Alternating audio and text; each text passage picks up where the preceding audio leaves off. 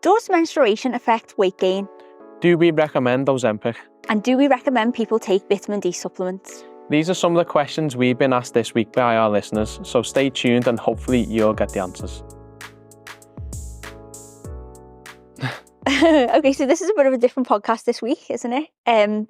Instead of us researching a topic, we actually put a question box out on our social media, and we've asked our listeners to ask us questions. So anything that they would like to know about anything, to be honest, within healthcare, wellbeing, exercise, nutrition.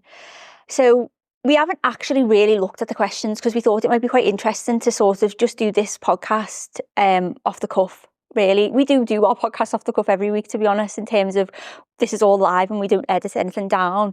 But we just thought it might be interesting to see what our level of knowledge is at the moment and if there's anything that we need to go away and look at. Because it is, you know, we are learning every single week, aren't we, at the end of the day? Of course. A lot of the stuff that we do look into, although we have a good baseline knowledge of science, we still need to go over and look at new studies that have come out and also go back to remembering what you used to learn at university. Isn't it? Yeah, it just felt weird that we weren't compiling the questions this week and the fact that we haven't had the chance to go and research them. Yeah. So we will see whether we actually know what we're talking about or whether we need to look into it a bit more. I know. Okay, so do you want to start with the questions then? Okay, well, you've got them. Yeah, we got some really good ones, and also the actual breadth of the types of questions we got were very varied. So this should be an interesting podcast. Okay. So the first question was meditation, breathwork, nutrition, exercise, journaling, cold therapy, hot therapy, mindfulness, talk therapy, CBT. There are so many things we are told to do for our health and well-being. If you could only pick one for ourselves, which one would you pick and why? I would pick exercise. Was that an option? I'm presuming yes, it was. I would pick exercise. I think there's a lot of things that it helps. I think it just fits into all the physiological systems. I think it helps with mental health. I think it helps with cardiovascular disease, VO2 max. There's a lot of studies around longevity through enhancing your exercise tolerance and activity. So that's what I would go with. Yeah, I think it's actually quite a hard question because obviously every single thing that we've mentioned there in their own right are really beneficial for your health. So choosing one that's the most important is tough. But I think I would have to go with nutrition. I do agree that exercise is really important. And I think from my personal point of view, since I have started increasing my exercise and finding exercises that I really enjoy, my whole life has changed. And so exercise, yeah, is definitely going to be up there. But I think, like you say, 80% of what we do in the day or 80% of our health is from our nutrition, isn't it? Yeah. And so that's why I probably would say if we can get our nutrition correct, I think obviously we know also nutrition's involved in every system within the body and upkeeping that. So yeah, I would say that. And in terms of nutrition, obviously, like we always advocate for it, eating more plants in your diet, incorporating foods that are higher in vitamins, minerals, obviously focusing on macronutrients, so focusing firstly on proteins, then focusing on your carbs, so having complex carbs rather than simple carbs like, you know, sweets and jellies and things like that, honey and whatever, obviously everything in moderation, of course. No, I agree. Yeah, I just completely forgot about nutrition, to be honest. Okay. No, but I think it's... But exercise is something that at the moment that we can't mimic through, well, we talked about hot therapy last week and saunas to potentially mimic the benefits of exercise. But in terms of nutrition, I know we're against the idea of ultra processed food, but if you are in a controlled environment, you can give IV, TPN and all these therapies that would mimic nutrition within the body, whereas we haven't really found that for exercise, where we can load a joint, improve muscle hypertrophy. So that's why I think that's a good way to look at it. And I mean, today, for example, I haven't exercised so far and I just feel as though I haven't really achieved anything in the day. I know. I think we didn't really think this podcast was going to happen today, did we? We weren't sure. No. Because as people, if anyone's listened, I suffer really bad with sciatica and I have flares every now and again. And I had a really bizarre one this morning where I was in a lot of pain. But I think that the point I was going to make was it makes you realise how important exercise is, because I haven't exercised today because of the pain that I've been in. And even though it's been one day, you do miss it. And I think for me, especially like I just said before, it's changed my life. But I think it is mainly to do with the mental aspect of working out and exercising. It is, because your food's being good today. again, as always. Yeah, I mean, we never really slip with that. I think we've got into a good routine with our nutrition now, isn't it? And we've spoken about this again, but we eat probably the same things every single week, but we like it, we enjoy it, so we don't really mind doing it. So yeah, our nutrition is always very good, and our exercises, but obviously, like we say today, it hasn't been the best. It just So we'll hasn't been try the and go best. for a walk after this one. Yeah. But ideally, if you can encompass the majority, if not Yeah. all of them ideas, then that's going to be more beneficial for your health. I think actually we've probably spoken about every one of them in things individually on the podcast. Maybe breath work and meditation will be something that we could go a bit deeper into, maybe on a further podcast, because that's probably the only one that really we haven't spoken about too much. So that's a good idea for another podcast. So do you want to move on to the next question then? So we're just interrupting this video to say thank you so much to everyone who is watching this video so far. We hope that you're enjoying it. If you haven't already, then please like and subscribe on this video and also to our channel, as it really helps us grow our podcast. As always, this is for informational purposes only and should not be used in substitute to seeing a medical professional. The next question is, what are your views on current vitamin D recommendations? I think, again, it depends on where you live in the world. So in the UK, we don't get enough sunlight throughout the winter and autumn months. So it is vital that we do supplement it in terms of it could be a part of your diet. But when we looked into diet previously, I think vitamin D is high in oily fish. So you got trout, mackerel, salmon. But everyone's not going to have that every day. And then you've got eggs. I think only 6% of your RDA is in an egg yolk, by the way, not the white. And I think a cup of mushrooms, or half a cup of mushrooms, was 50%. That's something we have every day. White mushrooms as well. White mushrooms, yeah, because Portobello they were pretty low. I think they were like 4 to 10%. And I think they're the big, I think. Okay. Don't quote me on that. You're the cook. I'm not the best. Bigger mushrooms, yeah. But that's the hardest thing, because I don't advise anyone to go and blindly supplement, because we've mentioned it a few times that vitamin D has led to hypervitaminosis of vitamin D, leading to hypercalcemia, and has led to complications of death. And I advise that against any supplements. I think you should go and assess your individual level before you go and take anything. Yeah. I would completely agree with that. So I think it's probably important to say, like you did, vitamin D recommendations vary from different countries. So in the UK, we recommend that everybody or every adult should take a vitamin supplement between the months of September and March at a dose of about 400 units a day, which is equivalent to 10 micrograms. But as we know from the vitamin podcast we did recently, the product that you're buying over the counter may not actually contain that amount of what it states on the label.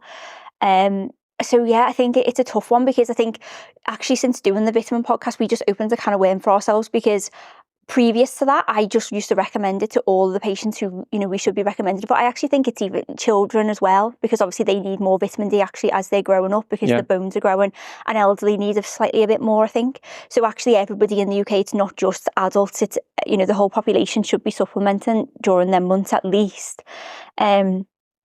I have a whole different take on it now, so I'm unsure. Obviously, I legally probably have to work within the NHS. That is part of our guideline, isn't it? Which we do have to still adhere to.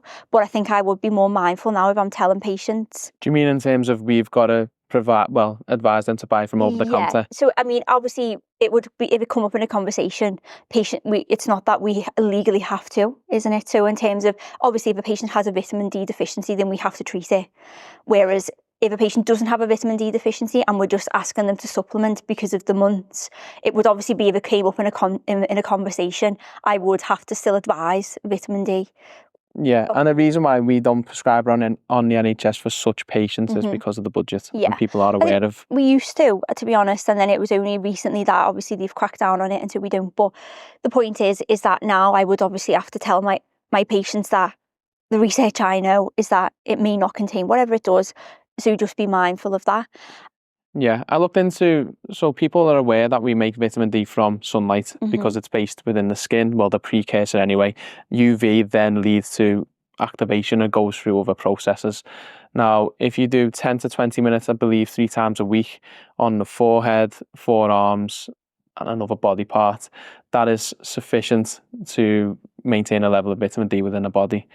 But then if you do use SPF, and I can't remember the actual volume. I don't know whether it was an SPF above 8 Yes, then it blocks the majority of vitamin D synthesis. But the likelihood is, if you are in springtime in Britain, for example, and you walk to the shops, you're not going to put sun cream on. Ideally, we should do because of skin cancer risks, but we don't. So normally that's why we get enough within them months. But also, I think a lot of people need to understand that the vitamin D that we normally buy from over the counter, and even the one that's made via sunlight, needs to then be further converted by the liver and then the kidney to become active. So if you've got a liver impairment or kidney impairment, over-the-counter supplementation for you is not going to be sufficient to replenish the stores because it's not going to be active. I actually had a really interesting case study this week about vitamin D, where it was a young child, a child aged 17, who had vitamin D deficiency. So the level was about 20. Anything below 50 is considered a deficiency, isn't it? And then below 30 is, well, the lowest level then, isn't it? So level of 20, he was deficient, he needed supplementation. Now, like I said before, children actually need more vitamin D than adults because they're growing and it's for the bones and everything. So he was put on the correct regime of what we needed for vitamin D, and then had his vitamin D levels checked 3 months, I think, or no, after the course had been complete, which is usually 7 weeks. And his level had come back at 22. So it'd gone up by 2, even though he'd taken the whole course of his vitamin D. So obviously I was really confused, like, his liver function was fine, his kidney function was fine, we checked his parathyroid hormone, that was fine. And so it was just like, what is going on with that patient? And so again, it popped into my mind, well, actually I know now that it may not contain the amount of vitamins that it does say it does. That was something that I thought of. The patient was 17, however, he was I think he was, he had a high BMI, and he was carrying a lot of extra fat. We know vitamin D is a fat-soluble vitamin, so I was thinking potentially that the vitamin D had been stored in his fat cells, so actually the vitamin D in his plasma wasn't showing the level that it was.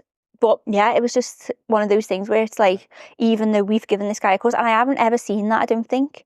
I haven't, because normally it's a compliance issue. Yeah, and normally we don't recheck vitamin D level, do we? I do. I normally do just after the loading course is complete. I give it a month because you've got to do a bone profile anyway. So then I'll do a vitamin D at the same time, because I think, why not check compliance? But it's fully compliant and everything, which I thought it was just an interesting thing to bring up. And if anyone actually has any answers to what that question could be or why that would have happened, but I then think let us know. It might have partitioned into the fat if it wasn't compliant. That's the only thing I could think of. So I think the plan was anyway to give a further course of loading and then recheck the levels. So I'll obviously see what happens with that. But yeah, so going back to the question then, what do you advise, or what's your recommendations? So I think I would obviously still recommend, like I said, that patients, or everybody in the country does supplement vitamin D, but I would be wary of where you're getting it from. At this moment in time, I personally don't supplement. But I did say to you yesterday, obviously cod liver oil I think contains 100%. It's like 170%. Yeah, 170%. Yeah. So I think that I probably would just buy some cod liver oil, because at the end of the day, that is, I think anyway, just a natural supplement in terms of, I don't think that it has anything added to it. It would just be like an olive oil, having a spoonful of olive oil. So that would be what I would do, just until I was able to maybe test my vitamin D levels and then get a supplement specifically for myself. Okay. What do you think? I think it's a good advice. I think it's quite hard knowing that it's not regulated. Yeah. So ideally I would advise people to supplement if they need be, or they're in a high risk group, such as elderly, or they don't see as much sunlight, etc. But if you've got access to personal testing, or you can do that on the NHS, I would advise that first before going into it, because even your levels I think might be okay, because you have enough mushrooms. We have oat fish. Milk as well, which is fortified. Again, does it contain what it's meant to contain? That's another conversation. But all your levels should be enough within vitamin D, and that was all going back to the US Defence Association anyway, who determine them values. That's and it was a very long time ago, wasn't it? It was. But a couple of decades ago at least. I would go down the individualised route if possible, and if not, I'd go with what you said and try and find a reputable manufacturer at least. I think that's a good one. Okay, so question number 3. What are your views on these up-and-coming procedures like Ozempic, gastric bypass and liposuction? Would you recommend them? Would I recommend them? Yeah. Okay, so bypass, I mean, you've got to have a BMI, I believe, 45 plus or 40 to 50 with To be having, considered on the NHS. yeah. I mean, I don't know how you go about it privately.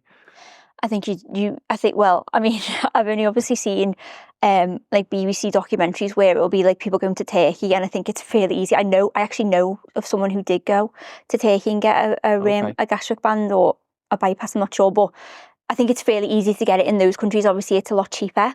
And I think, gastric bypass for those people who have tried everything, who, can't lose the weight and are carrying a lot of extra weight, and then it's impacting their health. I think, if it's a last resort, then it does work, especially if people stick to sort of changing the lifestyle. That is, Yeah. they are very successful. No, I understand what you're saying. I think if it is a threat to your health in the immediate future, by all means, you need to get a gastric bypass, and that's going to at least reduce your cardiometabolic risk at that one point. Yeah. But when you just said then for those who can't lose the weight or can't get down to an ideal stature, why is that? Yeah.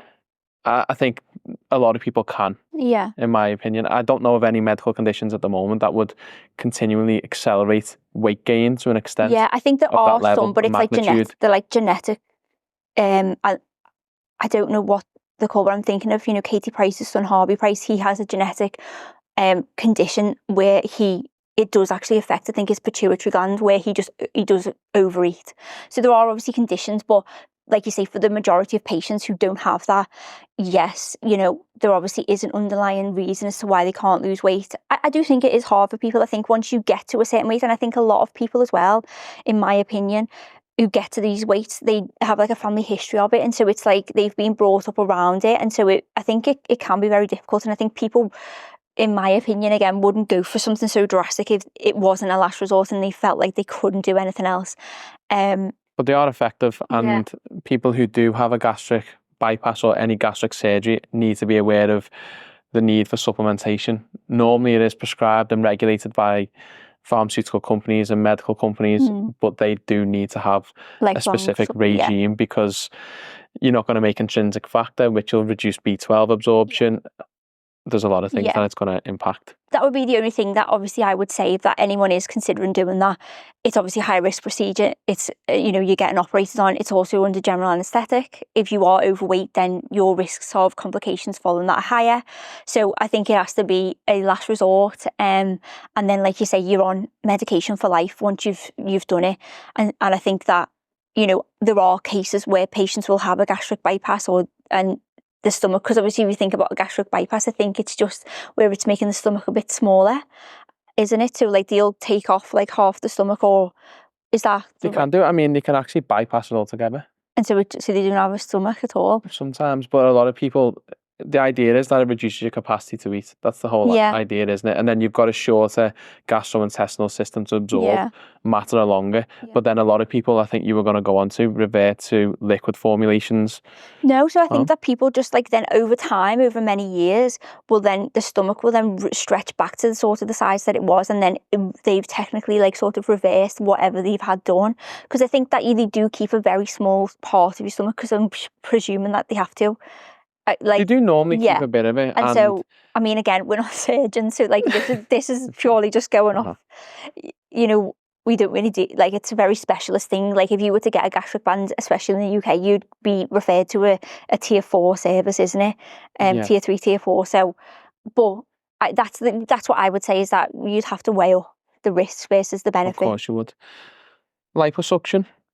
I only think of that as aesthetic reasons when I always think of them procedures. Yeah. Again, it's invasive. You're introducing something within the body.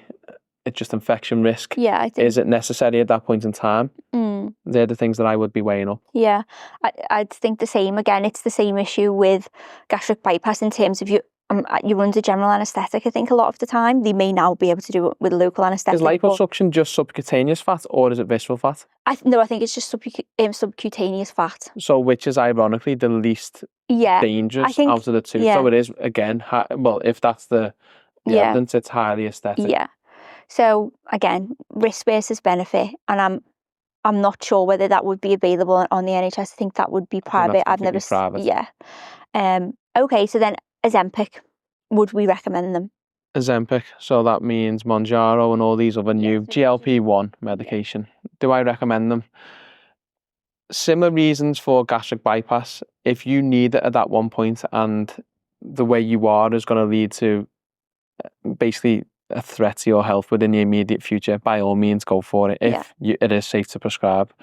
But the reason a lot of people go on them for is to reverse bad habits and have a quick fix, and that's why I don't advocate for it. We prescribe them quite often in diabetic patients, type 2 diabetic patients. We can't issue it for weight loss on the NHS. It's all private, but we'll add it to someone's record. And when I always look to see whether it's suitable for, sometimes I've seen forms misfilled by the patient. Oh, really? Yeah. Where they say they don't have diabetes and certain other conditions, so they can get it. I don't advocate for it for the reasons that people I think are on it for the wrong reasons. Yeah, I think I agree with you on that one. I had a patient this week who was been getting it privately, I think, and she'd rang up for some advice because she was already on metformin, but not for type 2 diabetes, for a different condition. And I'd asked her, these medications are really good, obviously, for losing weight, but only good in the long term. If you are going to get counselling or advice on your diet and lifestyle, have you had it?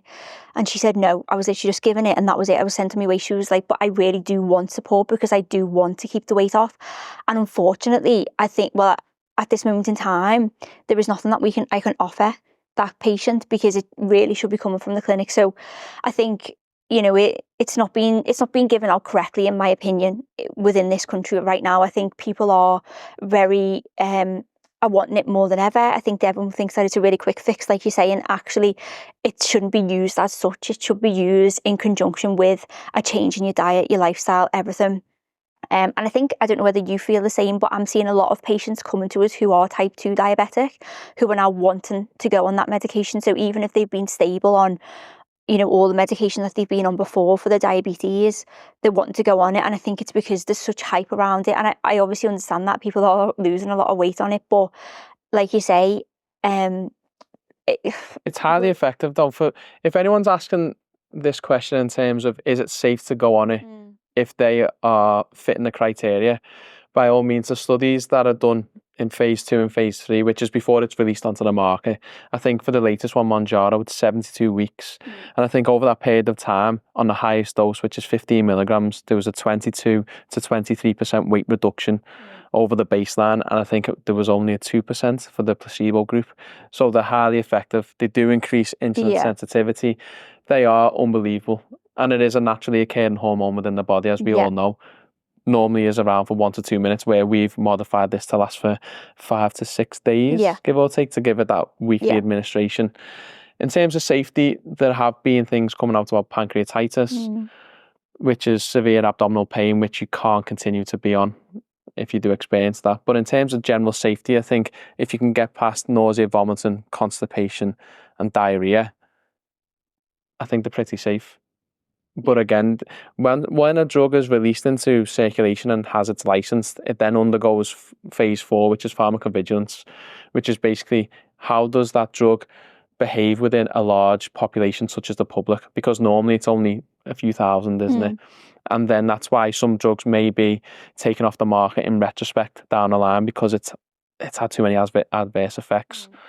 But I think in this instance at the moment, they're safe enough to prescribe, and I think it's the risk benefit. If you are going to continue on that weight journey and increase your weight to a point where your cardiovascular disease is going through the roof, by all means utilize it, but don't use it in the wrong manner. I think it's the same, probably. It's like similar to the supplement conversation that we have, in terms of it's used to supplement a good diet. It's not used to in substitute of a good diet. This is not used in substitute of actually having a good diet. So you think, I'm on Mounjaro, so I can, I don't need to change my lifestyle. Well, that's a good point, because when we discussed GLP-1s last time, you went on to TikTok and went through all the Mounjaro groups where it's people running these basically medical groups and not medically trained. And I think they're under this illusion that of how it works is some magical way. It basically reduces energy income into the body. That's how it works. That's how all the neurons within the brain, that's the axis it's working on. And then they're going off to then consume the food that they can stomach in that day by eating food that are not supplementing the body in the correct manner. And I think that's where it goes wrong. You should have the education to go alongside that. Yeah. To say, this is what you need to have if you are to continue on that medication. Yeah. One question I was asked on the side of this one is, if it's such a good drug and medication, why do we not prescribe it on the NHS? Oh, yeah. And I think if people are aware of how many people are classed as obese in this country and would qualify for this medication, because you've got to have a BMI above 27 with a comorbidity, or obese, which is a BMI of over 30. BMI, another conversation, is getting a lot of hate at the moment. If you look at BMI as a population metric, it's really good. You can quickly have a look at who's got a lot more mass on their body. Yes, it doesn't differentiate between what the mass is, where it's deposited, but it's a good metric to just quickly assume the general health of a population. And that's why I advocate for using it in that way. But I wouldn't, if a patient come in, I would be more concerned about how much body fat percentage, where is it stored. Yeah. Anyway, the adult population in the UK, for example, I think 25 to 26% would be classed as obese. And I think 48% in total are overweight. I don't know that figure. But probably is about right, to be honest. Now, each pen of these medications cost £170 to £200 per pen. Yeah, per month. Which is a month, isn't it? So if you imagine that across 26% of the adult UK population, what's that, 8 million? I don't know. I don't even know what figure. I've just pulled the figure. No, I think isn't there like about 60 million people in the UK? 65 to 70, isn't it? Let's say half of them. Let's say 30 million are adults. Yeah. So 8 millions if there's 32. Yeah. That's close.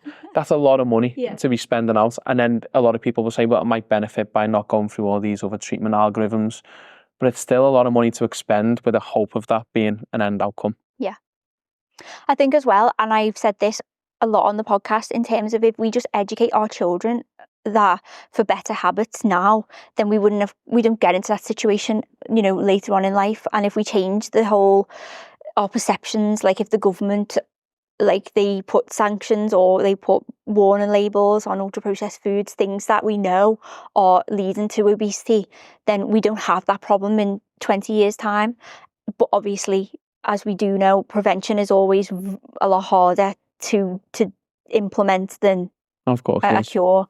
But I think maybe what we should do then is say, I'll mention them again and we say, would we recommend them or not? So Ozempic, would you recommend it? Yes, if that's quite a hard answer to give. Yes or no. Yes, it's an unbelievable medication. It is safe from what we know.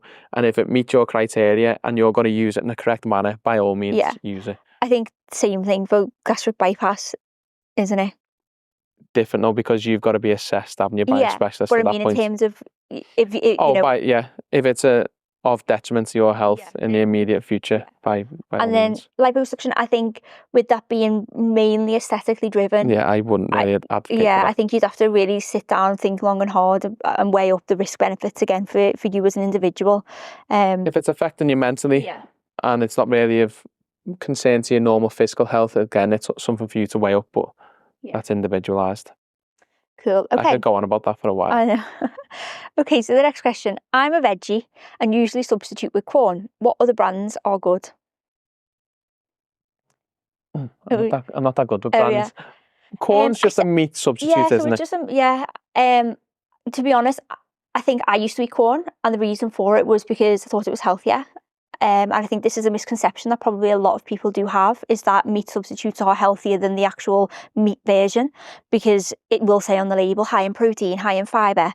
Yes, it is higher in fibre than meat. It will say just plant-based everything. That's plant-based is assumed to be healthy. It's green. You automatically think that. So I fell into this trap in my teenage years where I was eating Quorn over eating actual meat. So I think what we have to understand is that if you're eating it in smaller quantities, then it's probably not going to be detrimental to your health. But if you are choosing that over, say, a whole food source of protein, such as like black beans or tofu, then obviously the whole food source is going to be better. Like I say, Quorn's not the worst food, but you were saying that it's high in salt. Yeah, so it's got a higher fibre content, lower protein. it's got more carbohydrates. So I took the chicken pieces to normal chicken, and fibre was higher, and then the salt content I think was 10 times, and I think that's mainly due to the flavour profile, and I think you'll find that a lot with substitutes is that the flavour profile just doesn't match that of the real product. But I think it comes down to, why are you eating it in the first place? Are you eating it for environmental reasons? If that's the case, it is good, because you're not using animal products as such. But if you're using it for physical health, then it depends on what stage you're at. If you are going from a full carnivore, omnivore diet to then more veggie or vegan, and it's just an interim product, I think that's a good idea, because if you go to a barbecue, I heard this one before, and you ask for a burger or a meat substitute, at least you feel a part of the culture. But like you said, I think a lot of people aren't aware of the high sources of protein within the vegan world. So you've got beans, you've got legumes, all these things that you don't really associate with high protein content. I think, I mean, I know that Quorn do a minced meat. I don't know what's in that. But obviously it's micro protein, isn't it? I only know about it because of Mo Farah. Oh really? What? He used to be an ambassador, I think. Or he used to advertise it anyway. So it's like derived from the fungi world. But with in terms of like the beef mince or the Quorn mince, so obviously if you're making something like a chili con carne, then I would substitute that out for black beans, because black beans are very dark in colour, so they're fully full of polyphenols, they're full of fibre obviously, and you can buy them in a tin, so they're probably going to be a lot cheaper than actually buying Quorn. So the black beans can keep for a while when they're in a tin, as long as they're in water and they're not, in anything in like a salty solution, because obviously then the salt content will be increased. But that's what I would suggest, to substitute it for something like that, and that would taste unbelievable. I think I actually might make that this week, because I think that'd be nice. And if you are taking a plant-based, so you just said it's from the fungi derivative anyway, if you take that and to put it into the product that it ends up being in, you've modified the food matrix, which we've went through before, so the actual benefits are not pulled over as much as I think everyone thinks they will be. I had a quick look at the chicken piece, and they do contain like bulking agents and things like that, so obviously they are well, they're highly processed, so I think, but again, it's all individualized. If that's going to help you for the interim, by all means, I think it's going to be beneficial in the long run. Okay, so then, does menstruation affect weight gain? If so, what food should we avoid at this time? This is actually something obviously I do go through, and so I do feel, just before I'm due to have my period, I feel a lot more bloated, and I do tend to eat for like a couple of days. I feel hungrier, and I really want foods that are high in calories, so usually I'll really crave like chocolate or something. I don't eat chocolate because I'm dairy free, but I'll want something like that. So I do understand whoever's asked this question, that whether it's in my mind or not, I do feel like I do get bloated and I do want more food. You did look at the actual mechanisms behind why this might be the case, didn't you? Yeah, so I mean, I'm just going back to general physiology. So with the latter end of the menstrual period, you've got the luteal phase, where estrogen's just surged, LH has just surged, and then you've got progesterone increasing. So I thought, with them all relating to androgens and the steroid backbone, that it could be due to fluid retention. And I think that is what it is, isn't it? And also, if you are just before you go through a period, at that point you could potentially have a fertilized ovum. So then if you were to have a baby, well, you need all the energy. So I think the physiology drives that. Foods that I would avoid are anything that are going to be high in energy density, because then if you are consuming a lot of foods, it's not as high in energy, so you're not consuming a higher amount overall. And then reduce the foods that have got salt in them. And also hydrate. And this is one thing I still don't understand with hydration. If you increase hydration, you also decrease water retention. And I'm guessing it's to do with, if you've got dehydration, your body holds onto water, puts it into different fluid stores. Whereas if it's increased in hydration, then we can excrete more from the kidney and pull it from different stores and compartments. So I think, if, girls, if you're experiencing it, it is a real thing. And unfortunately, it's just what happens to us, annoyingly. But there are things obviously that you can do to mitigate it. Are there any other factors other than stress that can cause a psoriasis flare-up. So I feel like dermatology is one of them areas of medicine that it's the biggest organ of the body, but it's the least studied in if you're doing things like pharmacy, medicine. It's too generalised. Nursing. A lot of them present as a red erythemus. Yeah, I think it is a weird one. So psoriasis, just for those who don't know, is a skin condition that is an autoimmune skin condition. It's usually like a build-up of plaques which become itchy, sore, can become inflamed, and then they can become infected sometimes. It's usually genetically linked. So in terms of if a parent's got it or other family members got it, grandparents, then it can be passed down genetically. And there is a strong correlation with a stressful event then causing a flare-up of psoriasis. So yeah, I think we had a look, didn't we, into quickly cortisol and inflammation, and it never makes too much sense. Does it? The stress response, it's always complex. Yeah, it is so complex, but I think it's obviously to do with the fact that when you do have inflammation and you do have a stress response, it also activates your immune system. And we know that psoriasis is an autoimmune condition, and so that's probably the pathophysiology in some way that's linked to why stress can cause a flare-up of psoriasis. Yeah. But you also looked at other things that can actually dry skin is one of them, and I think that's with a lot of dermatological conditions anyway, is if you use moisturisers, emollients, that's going to mitigate a lot of the problems. Mm-hmm. I believe medications such as anti-inflammatories, such as ibuprofen, naproxen, that class of medication, but then what we use to treat it are normally corticosteroids, so like prednisolone or betamethasone within scalp solutions, cutaneous application, which has anti-inflammatory and immunosuppressive actions, which is how can an anti-inflammatory and immunosuppressive are completely different in the ways that they work. Mm-hmm. So I'm guessing it's to do with prostaglandin inhibition, because anti-inflammatories don't sort of predispose, they just go for both. Yeah, like the opposite cycle, you mean? Yeah. Yeah.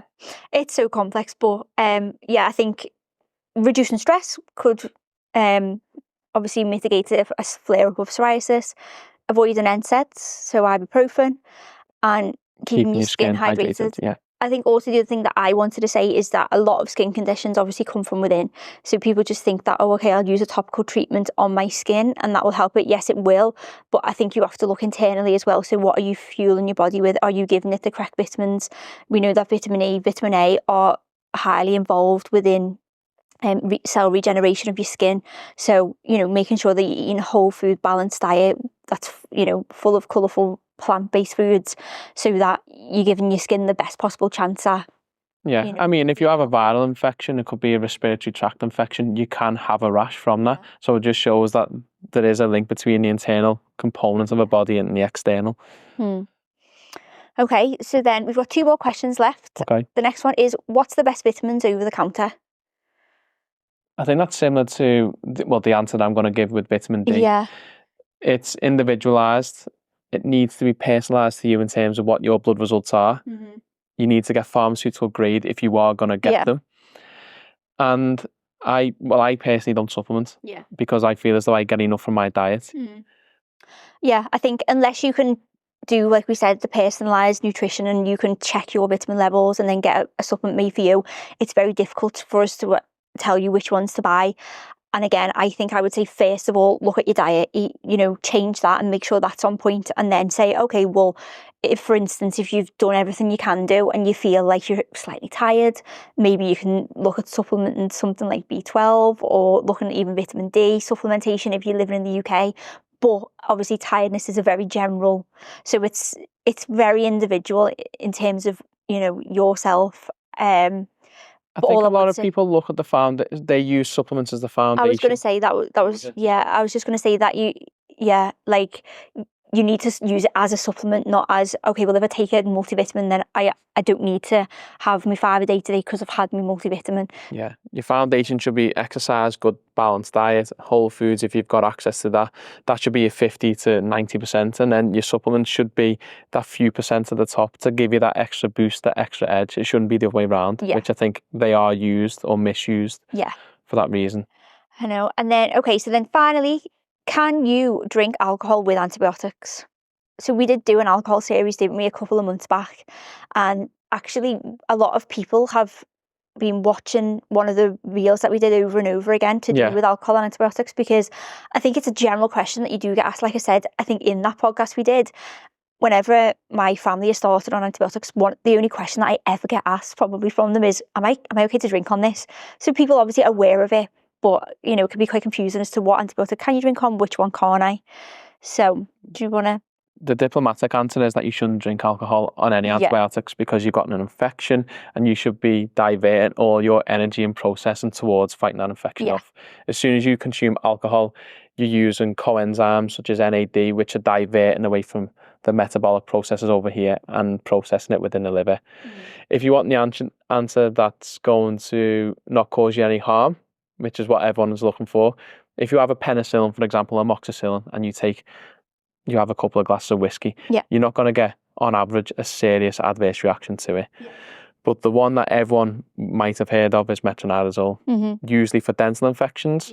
And that is the one that if you consume alcohol whilst taking that, you get something called a disulfiram-like reaction, which is a violent sickness, hangover-like reaction. And it's all based on a medication called disulfiram, which was brand name was Antibuse. The reason being is people who couldn't stop drinking took this medication, and then every time they couldn't abstain, they would then go into this violent reaction. So metronidazole is the one that causes the disulfiram-like reaction, and it's because it stops the conversion of the toxic compound, which is acetaldehyde, further down the chain. So that builds up and then causes all them horrible side effects. But I agree, you shouldn't really be drinking with any antibiotic, because like you say, you should be fighting the infection. There are other medications that I would say not really to drink with. Again, it's not the fact that it'll cause this violent reaction, but it's just for safety reasons. So anything that really acts on your central nervous system, so antidepressants, I would steer away from drinking alcohol with those. Anything like opioids, so cocodamol is one that you can buy over the counter. Got epilepsy medication, anything that's centrally acting is a big one. And then it depends on what level of drinking you are doing. So if it's a binge drink, for example, and we've had a lot of cases of patients asking this, where they'll come in, get some antibiotics. Can I drink on these? Ideally not. Okay, well, I'll just start the Monday. So is the infection that bad? Or, again, that's another ethical dilemma. But in terms of if you're a chronic drinker, you ideally shouldn't be drinking with a lot of medication, because it can impact your liver impairment, and then your metabolism of these drugs just completely askewed. Because then it could be deranging liver enzymes and all these metabolic processes that are in existence. I think paracetamol was another good one that you mentioned last time. Which a lot of people take paracetamol after they've had a drink for the headache or whatever. So, but just be wary of taking that as well if you've been drinking. Because it forms a toxic compound if metabolized by the liver. And I think it was one of the leading causes of liver transplant within the US, paracetamol overdose or injury due to paracetamol. And people don't really draw that connotation because it's so freely available. But it is freely available within the dose of 0 to 4 grams daily. Not above that. I know. I think just to go on from that, I think it's like that with supplements. I think that's why people take, so many different supplements, because if it's, it's so freely available, it surely can't cause me harm. But, in the correct dose, we know that it can. And so, just if you're taking any medicinal product, any, food supplement or anything like that, you should always be wary and should always do your research before you go and take it. And obviously seek advice from a medical professional. But that was the last question. I feel like they were all quite good questions. Like I say, they were very diverse in what they were asking. And I'm hoping that people who are listening to this have got some clarification on maybe things that they wanted to know, or have learned something from the podcast. Was there anything that we didn't clarify, or did we give an answer for everything? I feel like we give an answer for everything. What do you think? I just wanted to double check that they weren't all political answers where we didn't come to an end result. I think so. Any questions that you've got in your mind? Off the blue? No, I don't think so.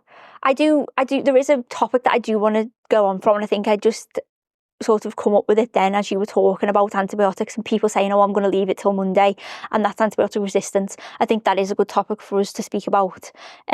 Just obviously being pharmacists, we need to advocate for antibiotic resistance. Okay, so what's your view on it now then, as a quick my view on it now is that it's a real issue. I think we are seeing more and more infections that are coming across which are resistant to every antibiotic that we've got. Obviously, we know that MRSA, VRA, is it? The RSA, are rife in hospitals. So, yeah, we definitely need to be protecting our antibiotics, because we know that the introduction of antibiotics was a huge sort of game changer for health. Yeah, longevity completely went through the roof as soon as they come out. Yeah, if we don't have antibiotics for, simple infections, then we're in a really sticky situation. So I think Yeah, and just for people who don't work in general practice or in healthcare in general, I don't think they understand the scale of how many people are on antibiotics on a daily basis. Normally through urine infections. Yeah. And the idea is you go on it for 3 to 6 months maximum, and then you come off and have a trial. That trial period never ever happens, because there's a mix up between the clinic advising it and then patients just don't want to come off them. Yeah. And I don't think they understand that there's an idea of this resistance, and if we don't control it now, I don't think there'll be any antibiotics within the next 10, 20 years. I think there's a figure by 2050. Is it 66 trillion it's going to cost? I don't know. I know that it was an absolutely outrageous number. I can't think of it, but I think it was in that ballpark. It's very dangerous. I think that's a good podcast. And then I've just remembered, I'm saying VRSA. No, it's VRE, isn't it? I think it's VRE. I didn't say I don't know, because I didn't know. Yeah, it's just another superbug that we you tend to see in hospitals. But yeah, I think that's a good one that we should maybe do. Is there anything else that you wanted to say then? No, looking at them questions, which was your area of weakness? My area of weakness, I think the menstrual cycle, because even though obviously it happens to me every single month, it's one of them areas that I like. Obviously, yes, I've done it so many times throughout my career in terms of when you were doing your A levels and then back in uni. But I think I want to go back over that, because it's just obviously. I think it's quite an easy one to have a general overview of, so all the follicular luteal phase, and we do it for contraception.